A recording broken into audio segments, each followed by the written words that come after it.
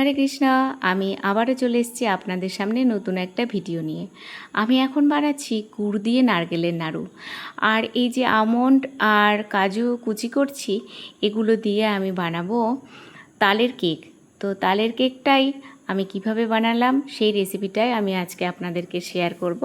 আপনারা পুরো ভিডিওটা দেখতে থাকুন। তো এই যে বড় কাপের 3 কাপ আমি ময়দা নিয়েছি, আর 2 কাপ চিনির গুঁড়ো নিয়েছি। তারপরে 1 কাপ সুজি আমি জলে ভিজিয়ে রেখেছি, সেটাও আমি এর মধ্যে দিয়ে দেবো। আর সামান্য একটুখানি বেকিং সোডা দিলাম, আর এই টেবিল চামচে 3 চামচ বেকিং পাউডার দিলাম, আর এই মাঝারি কাপের 2 কাপ আমুল দুধ দিলাম। তো এই সব কিছু ভালো করে মিশিয়ে নিয়ে আমি এই ভিজিয়ে রাখা সুজিটাও এর মধ্যে দিয়ে দিলাম, আর এই তালের জুসটাও আমি এর মধ্যে দিলাম। এবার জল দিয়ে ভালো করে মিশিয়ে একটা ব্যাটার করে নিলাম। আর এই যে মাঝারি কাপ, এই মাঝারি কাপের 2 কাপ আমি সাদা তেল এর মধ্যে দিয়ে দিলাম। তো সব কিছু ভালো করে মিশিয়ে নিয়ে এই কাজু কুচি আর আমন্ড কুচিটা এর মধ্যে ভালো করে মিশিয়ে নিয়ে আমি ছোট ছোট কাপে কেকটা বেক করার জন্য এই ব্যাটারটা পরিমাণ মতো প্রত্যেকটা কাপে আমি ঢেলে ঢেলে সাজিয়ে নেব। তো শান্তিপুর ইস্কন মন্দিরে ঝুলন যাত্রা অনুষ্ঠান চলছে, এই 5 দিন ধরে সেখানে অনুষ্ঠান হচ্ছে। তো আমরা মঙ্গলবার বিকেলে সেখানেই যাচ্ছি। তো সেখানে ভগবানকে দর্শন করব।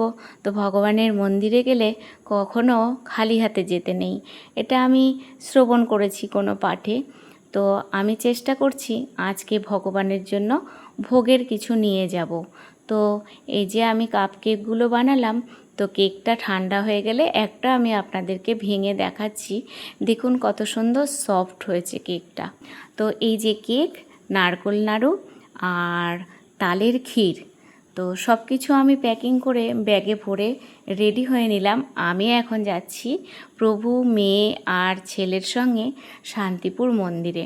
তো আমি এই যে মন্দিরের ভেতরে চলে এসেছি। তো সিংহাসনে কিন্তু আজকে বিগ্রহ নেই, বিগ্রহ আছে দোলনায়। এই যে ঝুলনের দোলনায় রাধাকৃষ্ণ দোলা খাচ্ছে, সব ভক্তরা আসছে আর এই ঝুলনের দড়ি ধরে রাধাকৃষ্ণকে দোলা দিচ্ছে। তো আমিও একটু রাধাকৃষ্ণকে দুলিয়ে নিলাম। তো আজকের ভিডিওটা এ পর্যন্তই, দেখা হবে পরের ভিডিওতে। হরি বল।